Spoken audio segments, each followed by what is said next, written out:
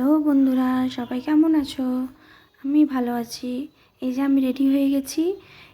আমরা একটা মেলা দেখতে যাব, মানে ওখানে কীর্তন হচ্ছে, তাই জন্য বাড়িতে সবাইকে বললাম আমি, আমার শাশুড়ি আর শ্বশুর, আমার ছেলে মিলে সবাই মিলে যাচ্ছি। দেখো, টোটো চলে এসছে। টোটো বলা হয়েছিল, আমার ছেলে আগেই উঠে পড়েছে। হ্যাঁ, দিয়ে আমরা টোটোতে করে যাব। আমাদের বাড়ি থেকে বেশি দূর না। হ্যাঁ, এই যে চলে এসেছি, আমরা গাড়ি থেকে নেমে গেছি। এখানে কিছুটা হাঁটতে হবে, হেঁটে হেঁটে একটু ভিতরের দিকে যেতে হবে, যেহেতু গাড়িটা যাবে না ভিতরে, ওই জন্য আমাদেরকে আগেই নামিয়ে দিয়েছে। যে আমরা হেঁটে হেঁটে যাচ্ছি। রাত্রি 8টার দিকে বেরিয়েছিলাম। এই যে এটা মেলাতে মানে ঢোকার গেট। দেখো, প্রচুর ভিড় আজকে, কালকে মানে আজকে শেষ ছিল।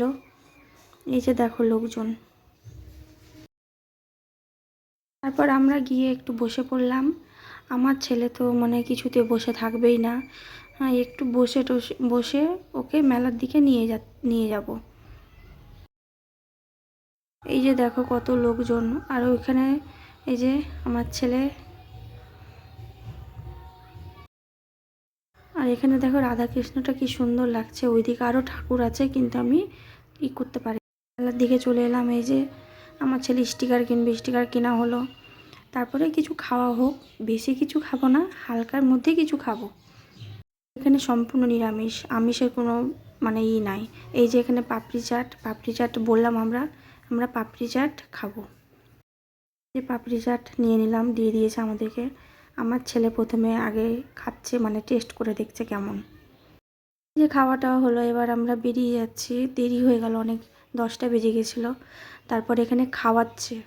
হ্যাঁ, ওখানে যাব, ওখানে খাওয়া দাওয়া করে সে ঠাকুরের প্রসাদ, সে যেইটুকুটাই মনে করেই হোক, তাও মনে করো খেতে ভালো লাগে।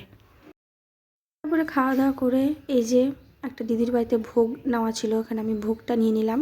তারপরে আমরা গাড়িতে উঠে যাব। এই যে এখানে এটা হচ্ছে মহিদপুর।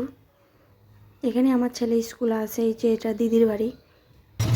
তারপরে গাড়িতে উঠে গেলাম। এই যে বাড়ির রাস্তাতে ঢুকে গেলাম। আমরা বাড়ি চলে এলাম। এই যে এটা আমাদের বাড়ি, এটা গেট। সেই গেটটা খুললো, আমরা বাড়ির ভিতরে, ঘরের ভিতরে চলে এসেছি।